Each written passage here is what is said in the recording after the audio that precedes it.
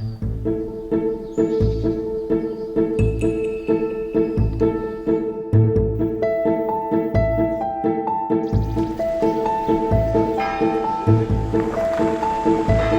le maire, quel bonheur. Bonjour, ça va bien? Ouais, super.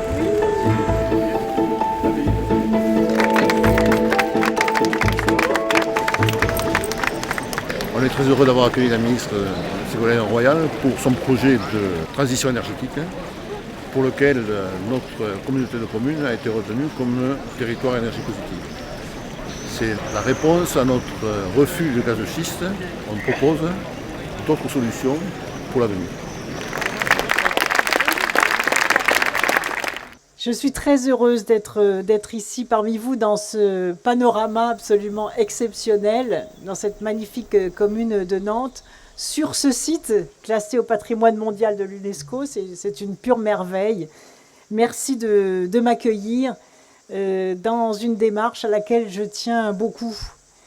Je vais vous expliquer pourquoi. D'abord parce que ça vient d'être dit, je fais actuellement voter par le Parlement une loi de transition énergétique pour la croissance verte et le climat.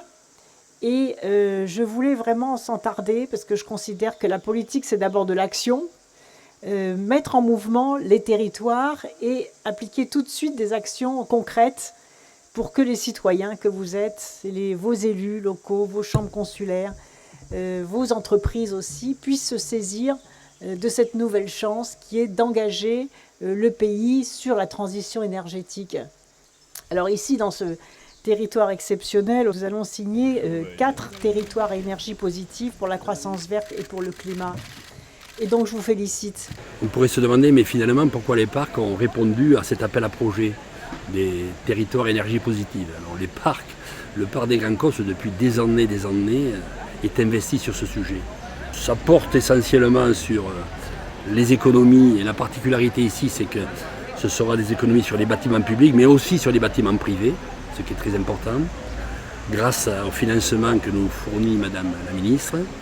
Et également tout ce qui a trait autour de la production, trouver des nouveaux modes de production. Alors ça tourne autour du bois, énergie bois, avec un grand projet sur le parc, à l'échelle de tout le parc. Également la méthanisation avec des projets autour des agriculteurs, l'éolien, le solaire bien entendu, et l'hydroélectrique, les petites centrales hydroélectriques. Tout ça, le parc est en capacité aujourd'hui de le gérer, de le faire aboutir par d'abord beaucoup de participation des populations et un vrai savoir-faire dans ce domaine. Je crois beaucoup à l'avant-gardisme des territoires et ce n'est pas toujours l'État qui d'en haut donne les instructions. Et donc l'idée c'est de valoriser ces actions et de les accélérer et à passer un seuil d'exigence environnementale qui va aussi créer des activités et des emplois sur le territoire.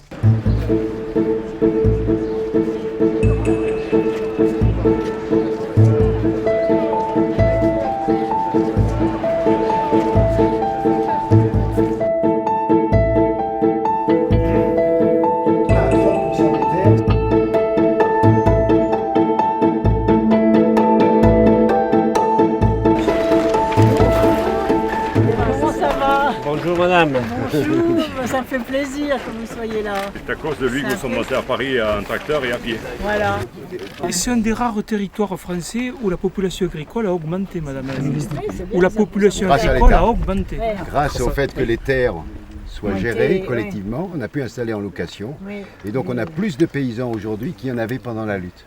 C'est très émouvant. C'est très émouvant et ça donne beaucoup de leçons sur la persévérance, le courage, la volonté qu'ont eu les hommes et les femmes ici d'avoir d'abord la conscience d'avoir entre les mains un patrimoine exceptionnel. Et donc c'était les luttes qui avaient été soutenues par François Mitterrand avec José Bové. Et si moi je peux boucler la boucle en signant le décret de classement au titre de l'Arsac, c'est une merveille. C'est une belle continuité de l'histoire. C'est une belle continuité avec les mêmes acteurs. Et donc j'espère le faire très bientôt. Écoute, moi je pense que c'était quelque chose de très concret.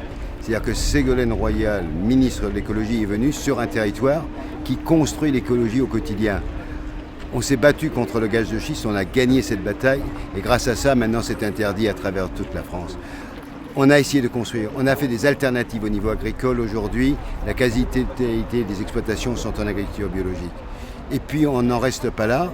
Et avec le plan énergie, eh bien, on a des projets qui se développent sur la méthanisation, sur l'éolien, sur le solaire, et on construit collectivement les alternatives. C'est-à-dire qu'on n'attend pas le sommet de décembre à Paris pour dire c'est ici et maintenant qu'on change et qu'on lutte contre le changement climatique.